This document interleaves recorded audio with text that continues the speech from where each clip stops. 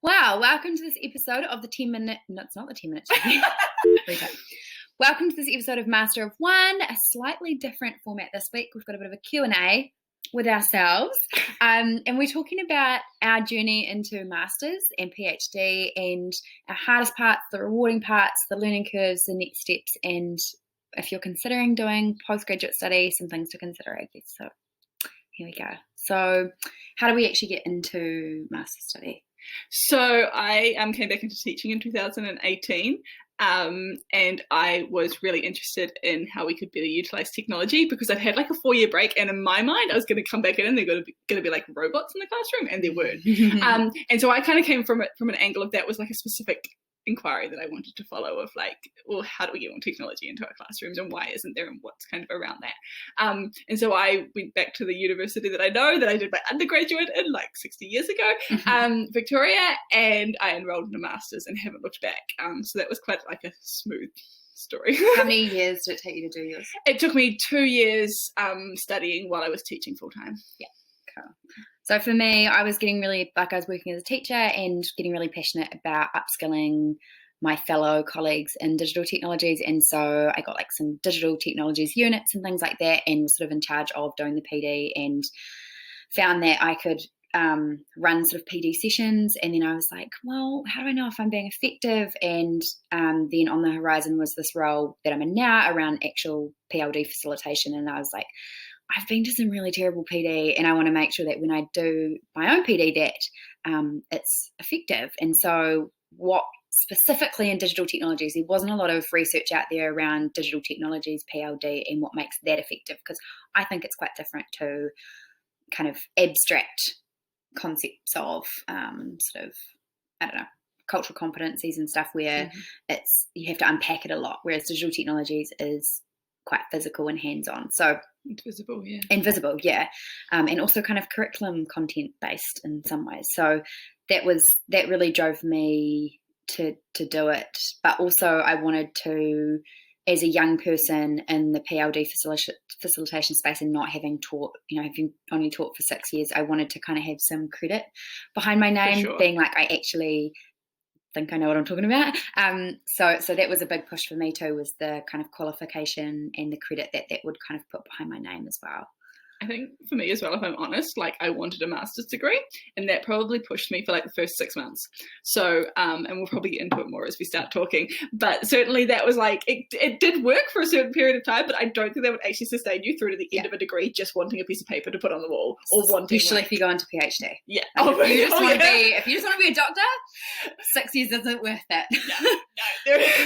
Just forge it, just like put it on your power bill and be done with it.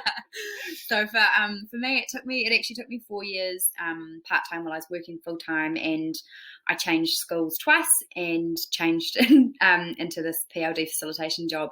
And so for me, I put it on hold for 6 months when I was changing jobs, and just found it was really flexible to be able to do that. And I didn't want to like kill myself over being like, I actually need a break while I change move house and change schools and all of that sort of stuff. So for me, putting it on hold was no biggie, and the uni was really flexible about that. So it kind of, I don't know, I wouldn't have been able to probably complete it if I hadn't been able to have that break, but it just did mean that it dragged out a little bit longer. That's so cool that you could recognize that, because I had my daughter and I didn't apply for like a break in study until literally I was sitting in the hospital holding her, and then I was like, I don't think I can continue with this, so I took a month off, and the university were like, okay, and I think I was still thinking in like that undergraduate perspective of like, if you're an hour late your assignment won't be marked.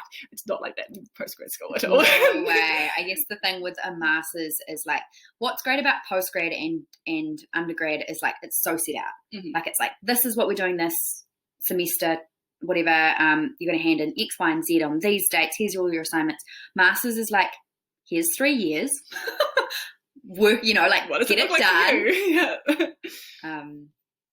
So the hardest part of a master's, or any postgrads really. So the hardest part for me was getting it actually finished. So I didn't have any problem coming up with the question. I mean, I had to refine it a bit, but I kind of knew what I wanted to get into. I didn't have a huge amount of problem. Like my research was surprisingly easy. I found schools who were, reciprocal to what I wanted to do really quickly.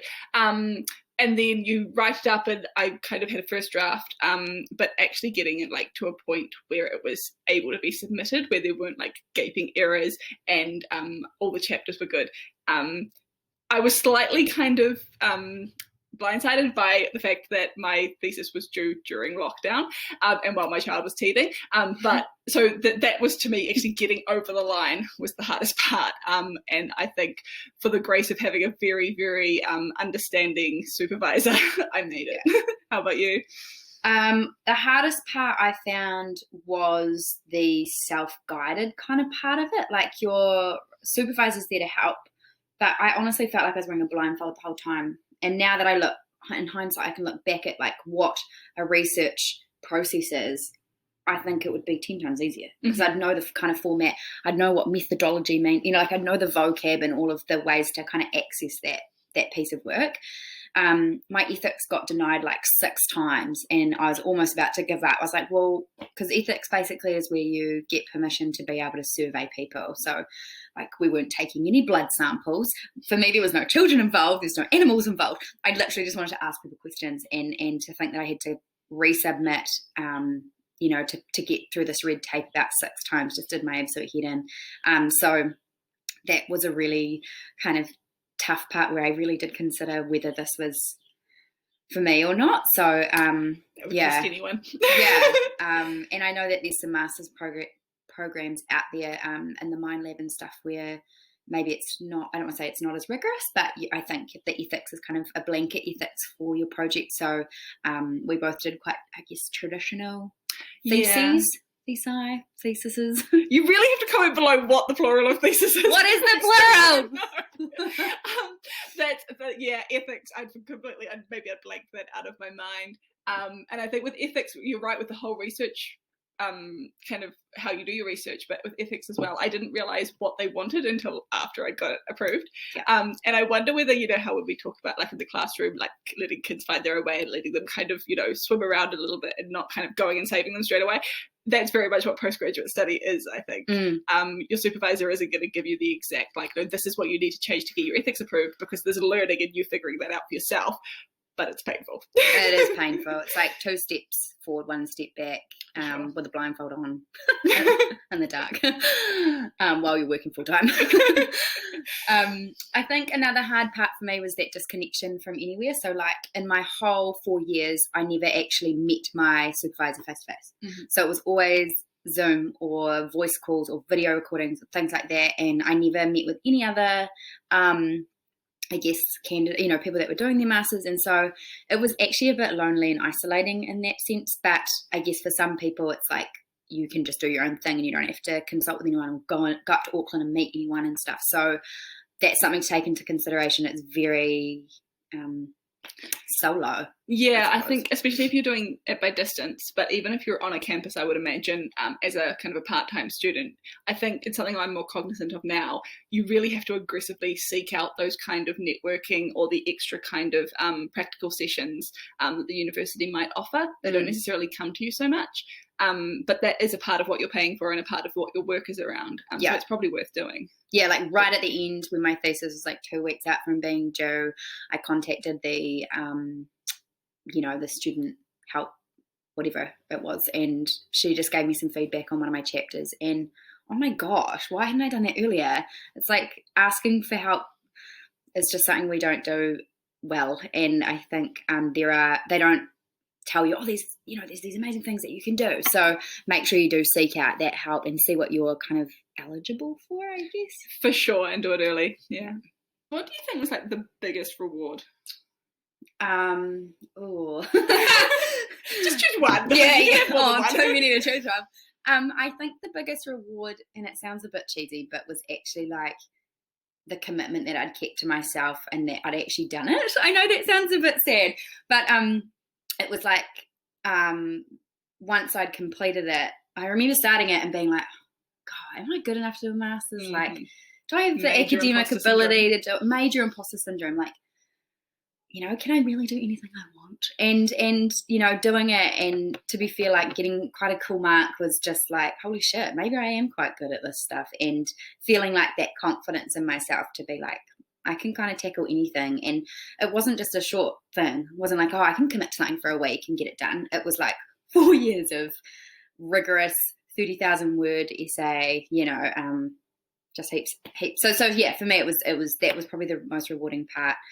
Not even the word masters on my CV. It was like, fuck you, I did it, Absolutely. What about for you? I think for me it was quite similar. I got a real kick out of actually going into classrooms and doing the research, like the physical part where I had a case study and I went in and I set up these devices and I got feedback from teachers and I was able to, see what kids were saying to the devices that I had in the classrooms. That, I don't know, there was a sense of like, it sounds like really bad, but of like power.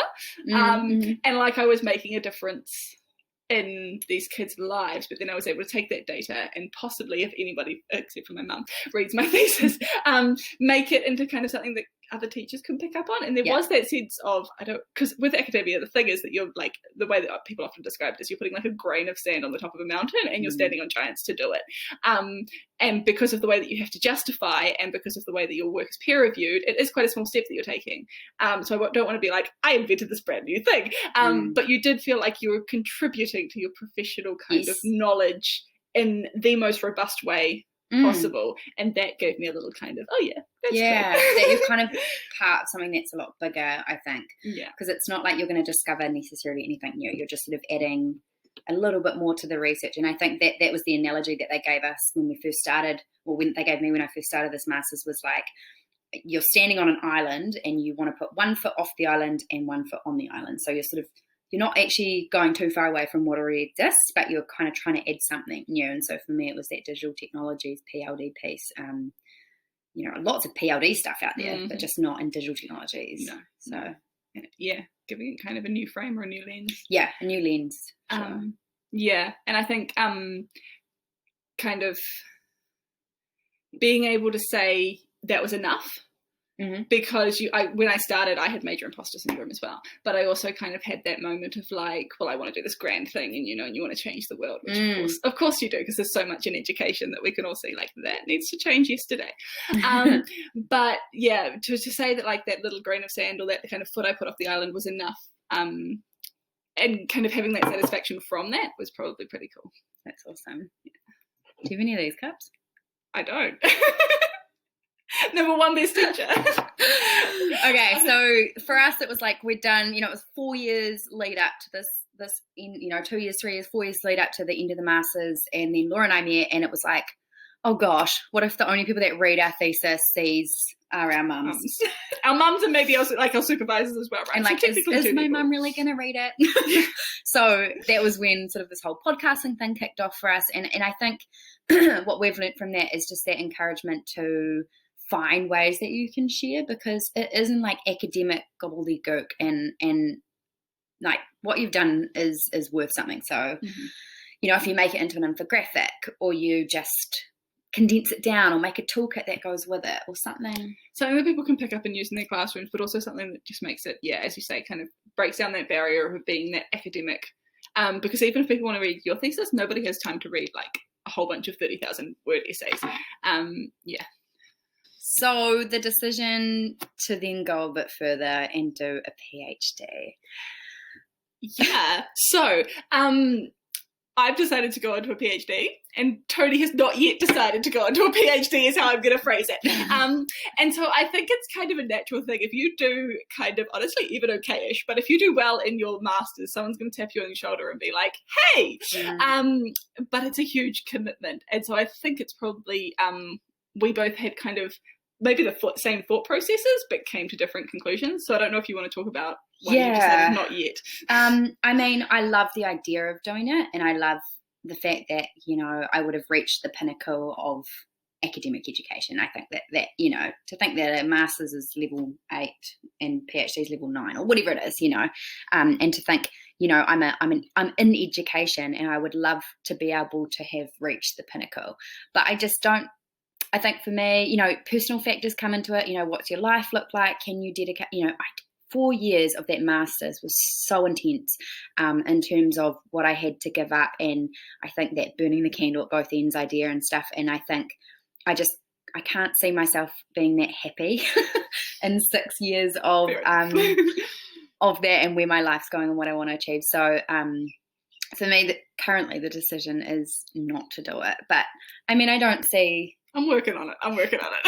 I need a buddy. And I think like at the other end of it, I don't know what I want to investigate. Like I don't have a burning question I want to answer. So for me, I'm like, would I just be doing it to get a doctorate? You know, like would I just be doing it because I think that's the right thing to do, or someone has asked me to do it, when really I don't have a burning problem that I want to solve that I'm not already doing in my day-to-day work, I guess. So Fair enough. But still do one. Laura's on my case. I am. I need a buddy. But I'm not saying that because I've decided not to do it, that it's not a good idea, because Laura's come to this decision. She's wanting to do it, and so maybe tell us why. I think it is a good idea for me, is what I'm going with, you know, check back with me in like 3 years' time.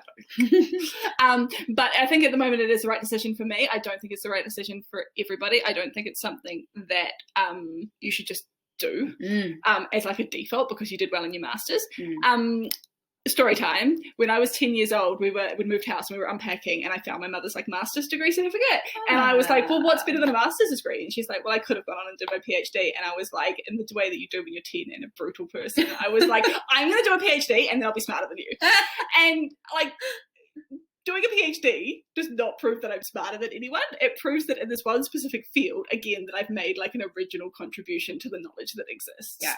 And that's all it actually takes. And within the framework of that academia, which is right for some questions and for some questions is just not the right framework. I don't think every question like needs a PhD. For me, I was left with way more questions than answers from my master's research. I was like, you know, as I was going through my findings, I was like, well, what if I had that data source, and what if we'd observed the students using the devices? And what is, you know, when we're talking about the building, like, relationship isn't the right word. I've had like major conversations with my supervisor about how relationship isn't the right word. But if we're talking about students building relationships with these devices, you know, what does that actually look like? And how do we build technology that works for that? And you can see from me starting to rant that I have a lot of questions in my head about this topic. And the more I thought about it, those questions, and I started kind of doing some pre-reading, those questions kind of did suit a PhD framework, and that was where my decision came from. I'm attempting to do it full-time at the moment.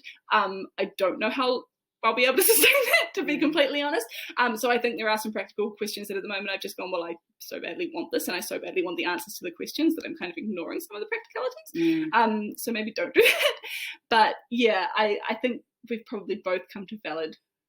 Yeah, and if I could go back and change the way I did my masters, I mean, there's always financial decisions there too. Like I would have loved to have like a Friday where that was my master's day and I worked part-time, but like financially that probably wasn't an option at the time. And I might have got a little bit more out of it, but I don't know, like who knows? So just be really mindful of the decision you make and make the commitment to yourself, because if you're already thinking about it, maybe go for it. Yeah. There's always like a give it a go kind of a slant to it as well. Sure. And like, I mean, you can always quit. Yeah.